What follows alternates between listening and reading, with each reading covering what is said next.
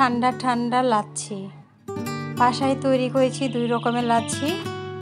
তো এখন দেখে নিন কীভাবে তৈরি করেছি। এখানে আমি কাজু বাদাম, পেস্তা বাদাম নিয়েছি, চিনি নিয়েছি, এখানে নিয়েছি 1 কাপ দই। তা আপনারা চাইলে স্কিপ করতে পারেন কাজু বাদামটা বা পেস্তা বাদাম, শুধু দই আর চিনি দিয়েই তৈরি করতে পারেন, কারণ এটা দিলে খুব মজা হয় বাদাম কুচি দিলে। এখন আমি 2 টেবিল চামচ গুঁড়া দুধ নিয়েছি, এটা গুলে নিয়েছি। এখন আমি একটা মিক্সিং জারে দিয়ে দিব। হ্যালো এভরিওয়ান, আসসালামু আলাইকুম। এখানে আমি বাদামগুলো দিয়ে দিলাম। এখন দিয়ে দিব দই।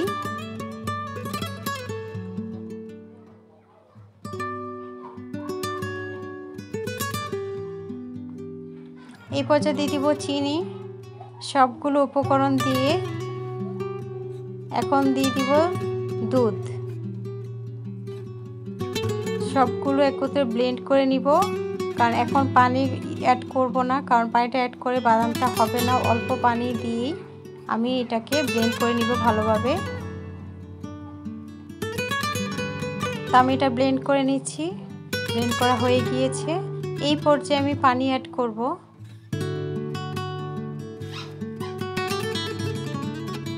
আমার এটা ব্লেন্ড করা হয়ে গিয়েছে। এখন আমার লাচ্ছি রেডি। আমি 3টা গ্লাস নিয়ে সার্ভ করে নিচ্ছি। আমার 4 গ্লাস হয়েছে টোটালি। কতটা সুন্দর হয়েছে, খেতে কিন্তু দুর্দান্ত হয়। বাসায় তৈরি করে লাচ্ছি যখন খাবেন খুব মজার হবে। বাহির থেকে কিনতে গেলে অবশ্যই 80 থেকে 120 টাকা লেগে যাবে। অল্প উপকরণ দিয়েই তৈরি করতে পারেন লাচ্ছিটা। এখন বরফ কুচি দিয়ে দিচ্ছি। ঠান্ডা ঠান্ডা লাচ্ছি, খেতে দুর্দান্ত হবে। আমি স্ট্র দিয়ে দিচ্ছি।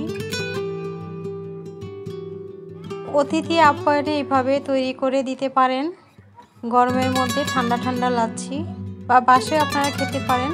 কলিজা ঠান্ডা করার মতো একটি রেসিপি। কতটা সুন্দর লোভনীয় লাগছে দেখতে। তা আমি এখানে 2 রকমের লাচ্ছি তৈরি করেছি। একটা লাচ্ছি করেছি ম্যাঙ্গো লাচ্ছি। তো আমি একটা পাকা আম ছোট ছোট স্লাইস করে কেটে নিয়েছি। এখন একটা মিক্সিং জারে দিয়ে দিব পাকা আমগুলোকে।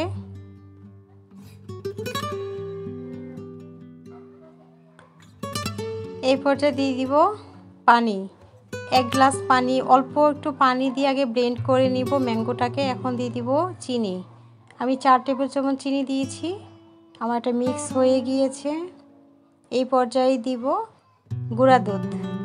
গুঁড়া দুধ দিয়ে ভালোভাবে মিক্স করে নিব। আবার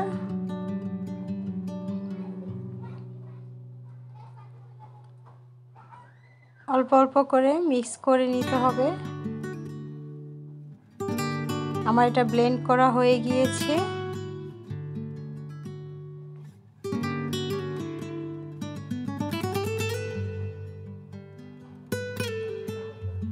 এরকম একটা স্ট্রাকচার এসেছে। এখন একটু পানি দিয়ে, পানি এবং দুধ দিব। 1/2 গ্লাস পানি 1/2 গ্লাস দুধ দিয়ে আর একটু ভালোভাবে ব্লেন্ড করে নিব। দুধ দিয়ে দিলাম 1/2 গ্লাস, 1/2 গ্লাস দিব পানি।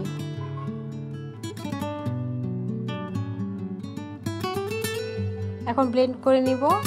আমার ব্লেন্ড হয়ে গিয়েছে।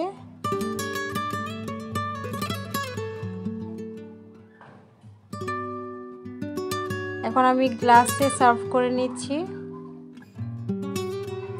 আগে থেকে গ্লাসে বরফ কুচি দিয়ে নিলাম।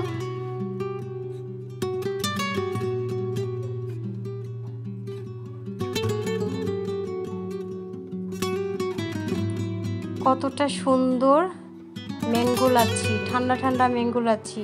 প্রাণ জুড়িয়ে যাবে এভাবে তৈরি করে খেলে। বাসার অল্প উপকরণ দিয়ে তৈরি করতে পারেন এই ঠান্ডা ঠান্ডা ম্যাঙ্গো লাচ্ছি। কলিজা ঠান্ডা করার মতো একটি লাচ্ছি।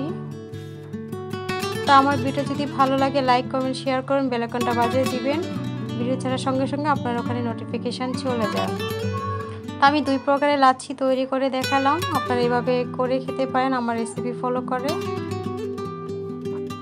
দেখতে এতটাই লোভনীয় হয়েছে যে এখনই খেয়ে নিতে হলো। তা আমি একটা খেয়ে নিচ্ছি।